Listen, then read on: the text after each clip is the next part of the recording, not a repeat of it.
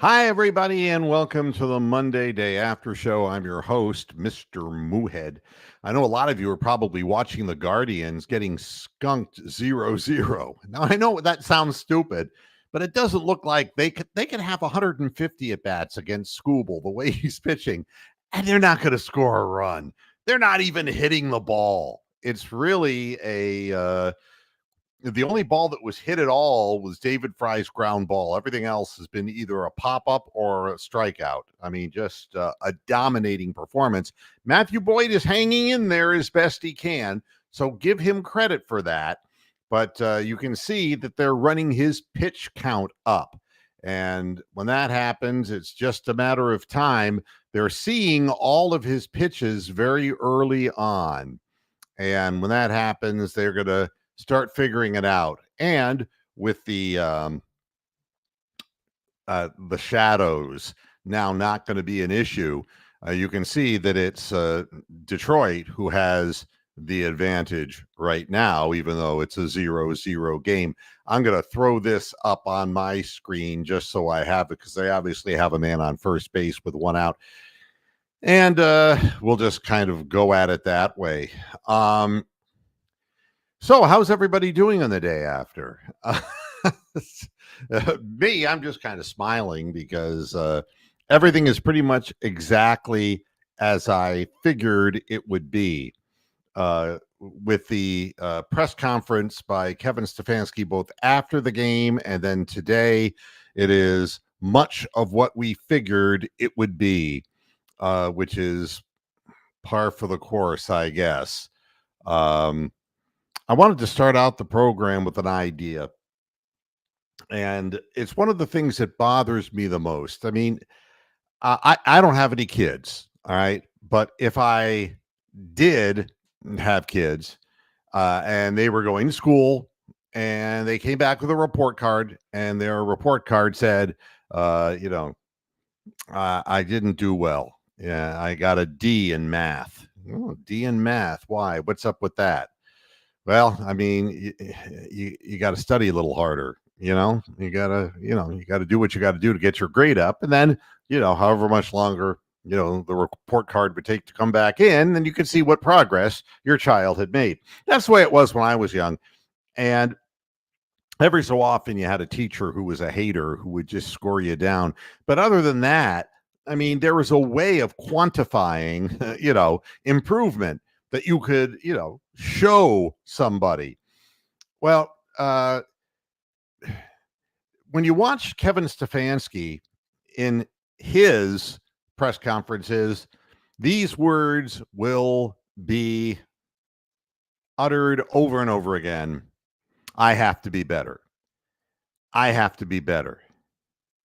I have to be better. And it means nothing. It's drivel. And I'll tell you what it can mean. All right. Because there's a few things it could mean. I have to be better means you're not currently good. So you have to be better. That would be the first. The second is I have to be better because I have a bag of tricks that I can go into, and I've got to start going into that bag of tricks, and I've got to be better. I got to call better plays. I got to, be better. But what I've discovered in my life is that people who say that can't do that. And I'll give you some examples. You ever talk to somebody who was an alcoholic who fell off the wagon? Yeah, I got to be better. I can't let my friends talk me into that. That's what alcoholics say. Drug addicts do the same thing. I got to do better, and I will do better. I will do better, and they don't, because the second they say that, they've already forgiven themselves. You see, that's the way they forgive themselves. Now, the other thing is the definition of insanity. The definition of insanity is, I'm sure somebody in the chat room knows this, doing the same thing over and over and over again, expecting a different outcome. That is insanity. That's another reason why people can't do better, is because they are technically insane and try the same things over and over that just never work. So there's that. The other thing about I got to be better is you just don't know how. You say it to get somebody off your back, but you have no fucking idea how. So when I look at Kevin Stefanski and he says, well, I got to be better. And it's like, well, wait a minute here. We're 5 weeks into the season, man. You're 1-4. You haven't been better. 5 weeks of the new offense, and it hasn't gotten better. Shut the fuck up and be better, and let me explain to you how that is done. You have to have either assistants, you have to be able to delegate to somebody else who might have an idea that'll help you, or you got to think out of the box. Been there. I'll give you a great example because I was talking about my business days in yesterday's program, and I want to continue the train of thought. In 1989, when I purchased a radio station in Flint, Michigan, music was changing. It was going from The Cure and that synthesizer sound to basically hip hop, different forms, New Jack Swing. It was, New Edition, poppy kind of stuff with some rap qualities in it. It was Tone Loc. It was that kind of thing. But underneath the current of it was real rap music, all right? Which, top 40 stations at the time were not playing. But we did. We did play the poppy stuff, So if Snow was going after Informer, we played it because I don't know what the fuck he was talking about, but and God help us, Vanilla Ice. So all of that kind of stuff was tame. So we didn't have, it was easy to get kids to listen to that shit. But then the second wave of rap came. And at the same time, grunge, the Seattle sound, came. So what do? Suddenly, the rap music became aggressive, started talking about retribution to police officers. Our primary demographic, the people we appealed to, were women 25 to 44 years of age who had children. That's who we appealed to. And all of a sudden, man, this music that we're playing is talking about killing cops and shit and reading off all the numbers that relate to crimes that are committed. And they literally are misogynistic, saying horrible things about women and hoes and this and that. And I'm like, Funky Cold Medina. Thank you, Rick. It's like, there are some people who probably thought,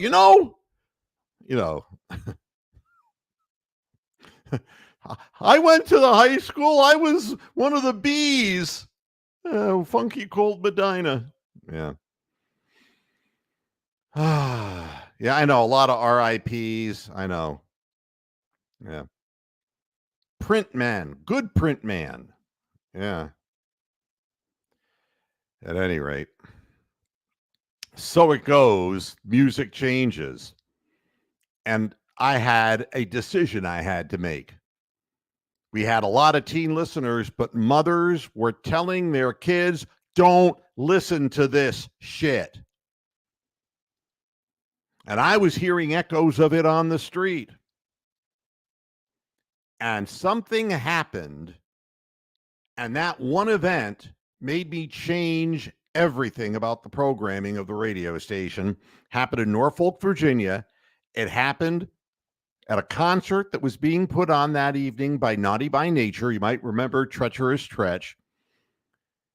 And people were killed outside the Scope, which was the venue in downtown Norfolk, Virginia.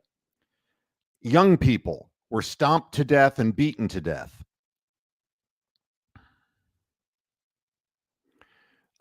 Hey, Bobby.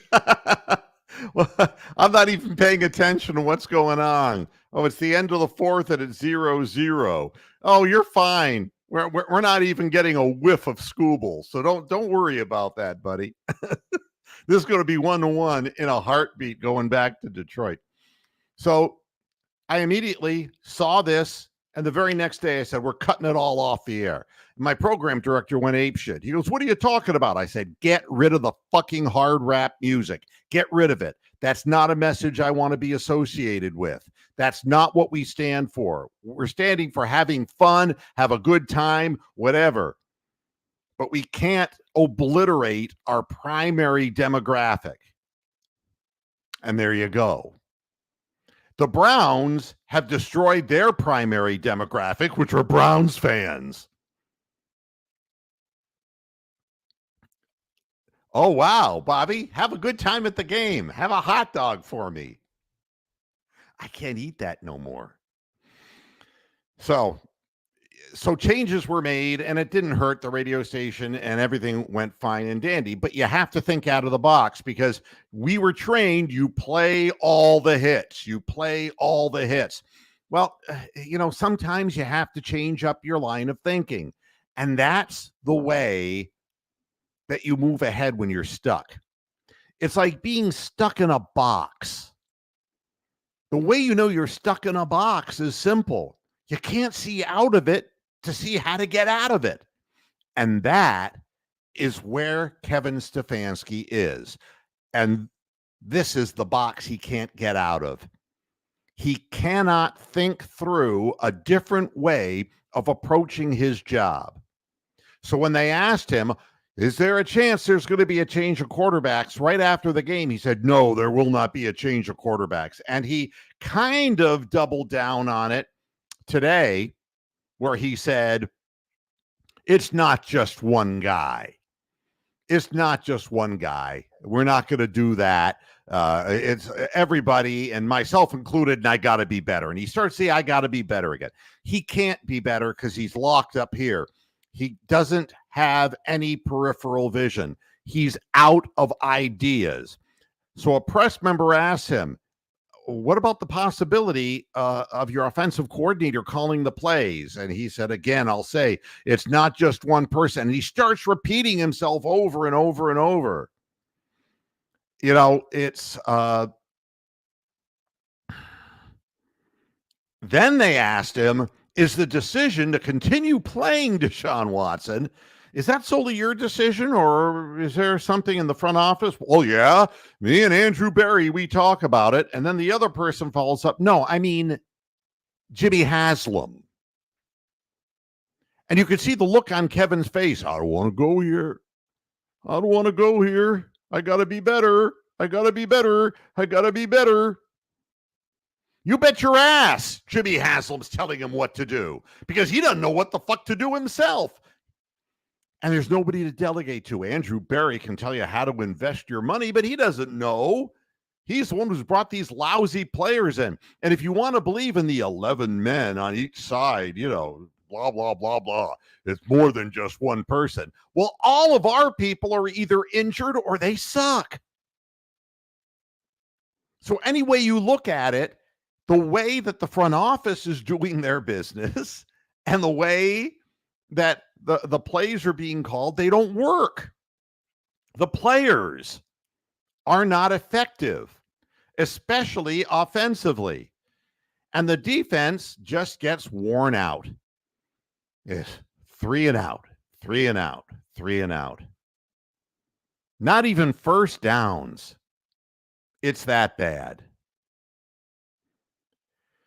And then there's the other thing, which is the concept of the team, which doesn't make any sense, why you would put a guy in the shotgun when you're a zone read running team when you had success the previous year with a backup quarterback who did play action.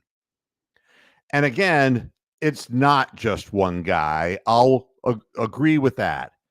And if Deshaun Watson doesn't want to play action, fuck him and put Jameis Winston in. Okay? Because that's what they have to do. They got to do something to slow the horses down up front because we can't block them. And by the time we get a quarter and a half into the game and we're throwing every down because it's 1st and 10, 2nd and 12, 3rd and 12, whatever. We're playing from behind the 8 ball from the very beginning. We can't get anywhere. And there's no way to open a hole when they're seeing the quarterback handing the ball off to the running back 4 yards behind the line of scrimmage. It's pathetic. And absolutely. And that's the other thing. Absolutely. The depreciating assets is age in football, and we went from being a young football team to being an old football team overnight, and you can thank the front office and all of your ridiculous analytics fools for allowing this to happen. But the answer is simple. You don't talk about being better. You be better. And I've seen 5 weeks. Stefanski can't be better. He would have shown something by now instead of using the same lame excuse over and over again. And we're at the top of the 5th with 2 outs, and it's still 0-0. It's unbelievable, isn't it? Somebody's going to make a mistake, and it's not Scooble from the way that it was looking when I was watching. Keep me informed in the chat room if anything changes, because all Scooble was just making us look like a high school team up there. We're just swinging in air. Yeah, when I saw Boyd was fighting and fighting and fighting, he was battling. And, I didn't hear that from Stefanski this week. We weren't battling. How can you battle when you have no weapons? Please. Yeah, and I agree with that too. Special teams has done nothing. But why would you have Prochet returning punts when he's so slow? And the answer is you're afraid that your other guys would fumble the ball. That's the only reason that he would be back there. You're just fearful. And you can't do things that way. Oh, really? Big Christmas is showing off his arm today, huh? That's great. So what I can tell you is we're not doing better. The team isn't doing better. The team is actually worse than how it started out the season. And it's going to continue to get worse because the head coach has no idea of what to do. And the caliber of the players isn't good enough to beat NFL teams, average NFL teams. We're a well below average team. And of course, the injuries continue. Njoku's hurt again. This time it's his knee and he got an MRI. Anybody hear about the MRI?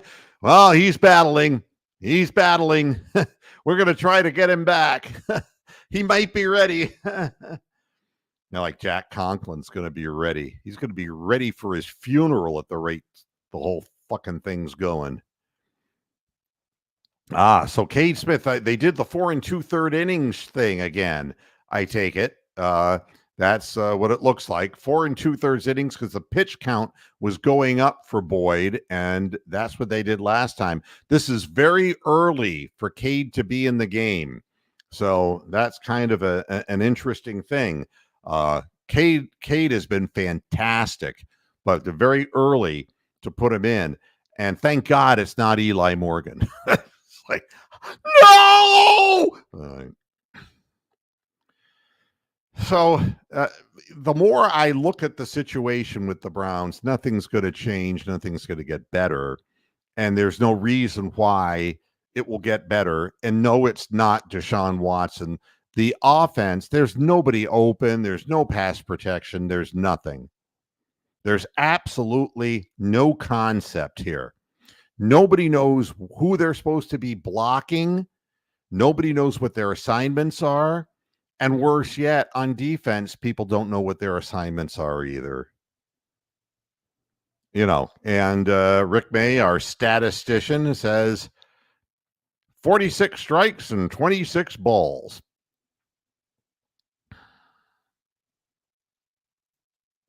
Yeah.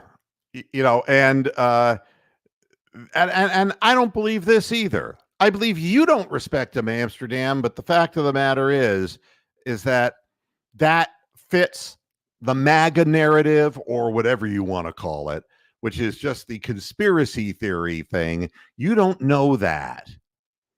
Amari Cooper has no problem with Deshaun Watson. And if you want to know the truth, the play that resulted in the Browns having to take a delay of game penalty, those same people like you, Amsterdam, were trying to say, well, that's all on Watson. He walked off the field.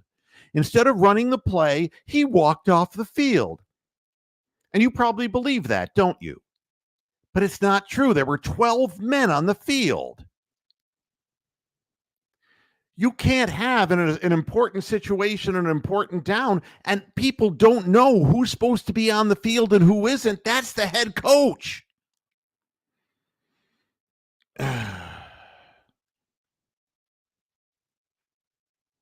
So the way I look at it, it's not Deshaun Watson. It's a team that is not disciplined, and the head coach doesn't have a reign over this team. And that's what it's going to be. Over and over and over again. And by the end of the year, they're all going to get shit canned, except for Jimmy. He won't. It's really a sad thing. And it's the middle of the fifth, so obviously Cade came in and did his job. Was he throwing nothing but strikes again? He's been really good. And he's got a lively 97-mile-an-hour fastball. Cade is a great young arm. Who knows? Maybe we'll close our eyes and hit one of those 98-mile-an-hour fastballs, and maybe Jhonkensy Noel will close his eyes and barrel one up and hit it out of the park. You never know. So if you're wondering, whatever happens to the players who are bad news, all right? And a lot of you would say, well, Deshaun Watson is bad news. How about Jabril Peppers? Do you remember when Jabril Peppers was a Browns player and they used to line him up 25 yards behind the line of scrimmage because you didn't know what the hell he was doing? Well, he knows what he's doing now because he's been accused of strangulation, assault, and drug possession. It's lovely how players who have a problem always have a problem. Just like people who always have to be better never get better because they haven't the capacity to be better. Look at that. This is great. Thank you, Rick. 8 pitches, 7 strikes. How about that? And but I noticed that Emerson was not doing well before Malik Neighbors. To tell you the truth, David, it's a nutty situation. But yeah, confidence is, when it's lost, and you got to try to rebuild and build your people up. But when players feel they're playing on a rudderless ship, runaway train, Chris Palmer, this is what happens. They lose confidence, and it's a sad thing. I wish it wasn't that way. Chris Sims, what he said, starting off his segment on television after the game. Right now, Deshaun Watson, with his contract, the trade that Cleveland made with the Texans, has totally handcuffed the whole organization. If it was any other quarterback in football, we would be talking about benching him. Well, I am talking about benching him. I don't know. Grow a pair of balls, Mr. Sims. But the bottom line is you can bench Deshaun Watson because your entire organization fucked up. If that's what you're saying, Deshaun Watson didn't execute the contract of the trade. He was the beneficiary. It was the organization that did that. Benching Deshaun Watson isn't going to make Jimmy Haslam smarter. It isn't going to make Andrew Belly or Barry or DePodesta any smarter. It isn't going to happen.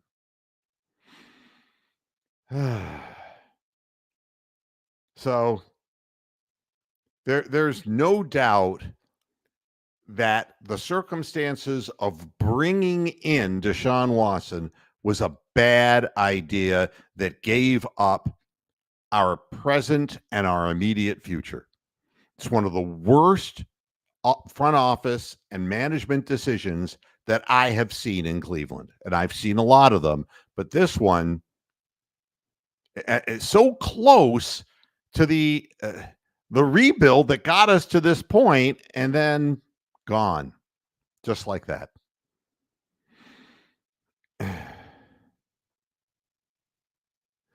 Here's what Myles Garrett said. No, I'm sorry. This is not Myles Garrett. This is the other guy on the NBC broadcast. Your number one job as a head coach is to play the right guys, the guys that give you the best chance to win.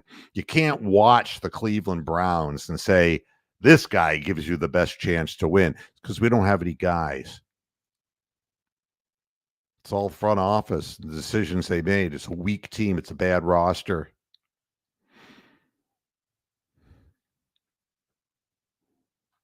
You lose credibility in the locker room when you let other factors become involved. Money, when he was drafted, how long the contract is. That isn't Stefanski. That's Jimmy Haslam.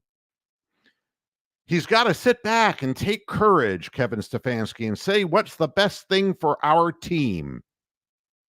Get rid of Jimmy Haslam. That's the best thing for the team.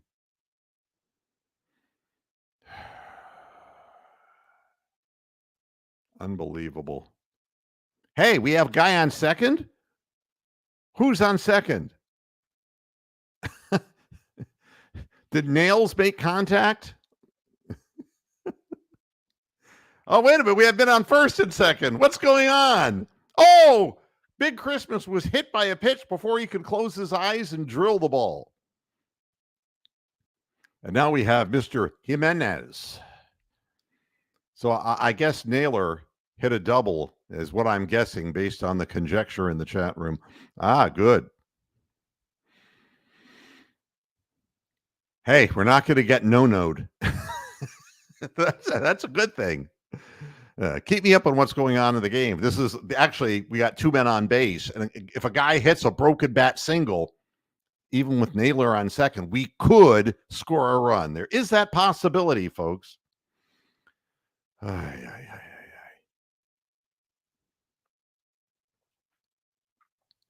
Should Kevin Stefanski turn the play calling over to Ken Dorsey?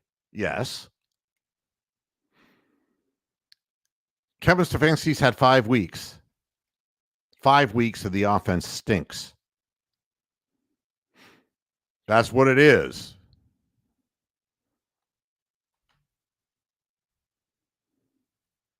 I don't know what's so difficult about that. Turn the play calling over and let Ken Dorsey call the plays. And if Deshaun Watson comes out and plays shitty again, then you put Jameis Winston in. That's all you can do. You can only play with the pieces you got. That would appear to be the case, Tori. And I'll be honest with you. He's too defensive. Kevin Stefanski will not, the second you mention, giving up play calling, his butt puckers.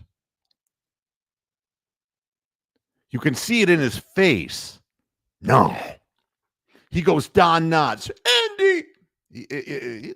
Butt puckers. Bad news, man. Bad news. End of the fifth. It must have been a double play. So much for that threat, ladies and germs. Yep. Jimenez grounds into a double play, and it's 0-0 as the game moves on. As long as Jimmy Haslam is the owner, you're going to have these stupid decisions. And the Redskins or the Commanders prove that. Daniel Snyder was the big part of the problem. And with the Clippers, it was Sterling. I can name you bad owners until the cows come home. Moo. That's what that is. It would just make a whole lot more sense. One hit, 8 strikeouts. But we hit the ball. It was just into a double play. What did he do? Did he just, what was it? Oh, let me guess. It was a changeup that he swung early and topped it right to the second baseman, and it went second to short to first. Am I right?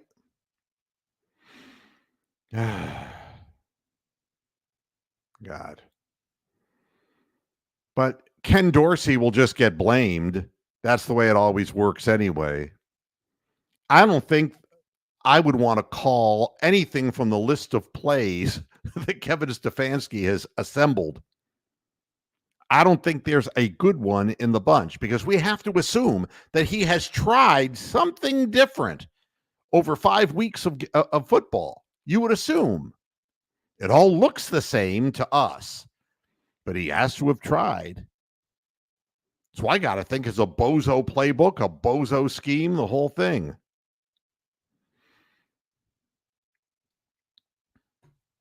It's really too bad. At any rate, what I can tell you about the Cleveland Browns is what you already know. No, they're not going to get better because the coach's head is stuck in a box and he can't get out. He doesn't know what to do. He's up there and he's just muttering gibberish to specific questions and answering them generically, and you can't argue with him or else they'll throw you out. So instead, the reporters go back to their offices and they put articles up and they say, Jameis Winston should be the quarterback. And they just start that way. So they're going to get at the organization that way, which is fine. You know, they're not going to win anything. I would really be surprised at this point if they win more than 2 or 3 games this year. I'm really serious. They're demoralized and hurt. And I am expecting that Njoku, and I didn't see the play because they never show that crap on television. I didn't see the play that Njoku got hurt on. If anybody did in the chat room, let me know.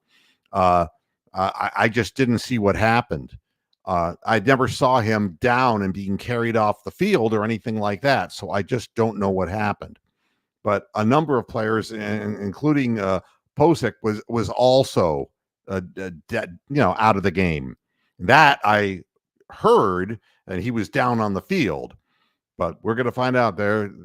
The way the article was reading was saying that the line leading to the MRI was going to be a long one.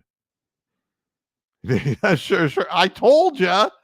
Second to short to first. Yeah, he just rolled over on a pitch.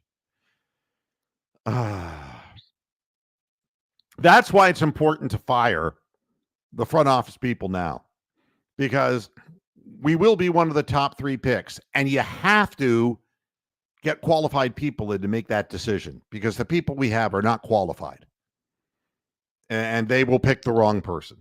And anyway, where do you begin? I don't know. You would have to draft a tremendous number of offensive linemen. So skill positions be damned. It's an almost impossible thing. Almost impossible.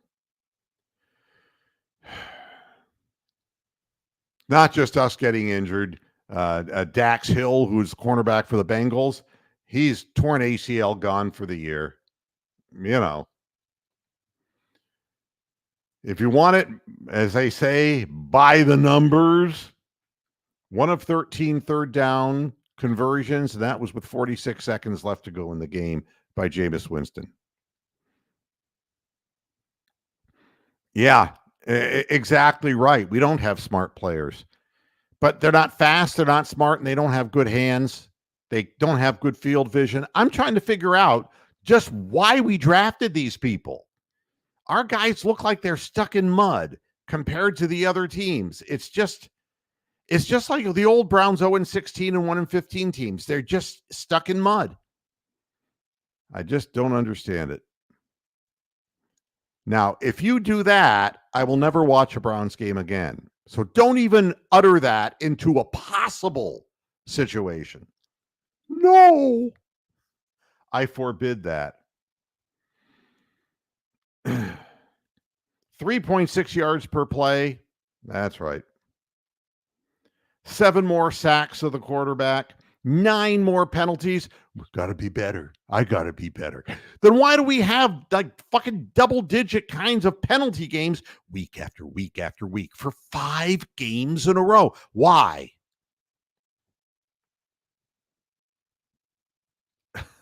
What are you talking about, David? let me guess. Let me guess. The former Steelers coach, Cowher, is looking at his house. As far as Jack Conklin, he should retire from the game. He was a good player, but his body just can't take the wear and tear. And I understand that. I don't criticize any professional athlete because once you get hurt badly enough, that is kind of over for you. Middle of the 6th, 0-0. So, with this in mind, I'm going to do this and get the fuck out of here so I can watch a baseball game. Yeah, 26 sacks in 5 games. Is that incredible? I mean, you realize that's going at over 80 pace? Oh, look at Cade, man. 18 pitches, 14 strikes. Don't give him a chance. Well, I'm going to get the hell out of here because I have nothing else to say, and I'll be back again on Friday to talk about whoever we're going to lose to next. Everybody, watch the baseball team, cheer for them, hope that they can get Skubal out of the game somehow, whether it's a pitch count or something. Get this guy out of there. He's great, isn't he? Fantastic stuff. And we have to do whatever we can do to just kind of squeak out a run. And that means bunting and sacrificing or whatever. Everybody, thanks for tuning in. I'll see you again on Friday. Until then, hasta la vista, Pastor Heads. Good night. Go Guardians.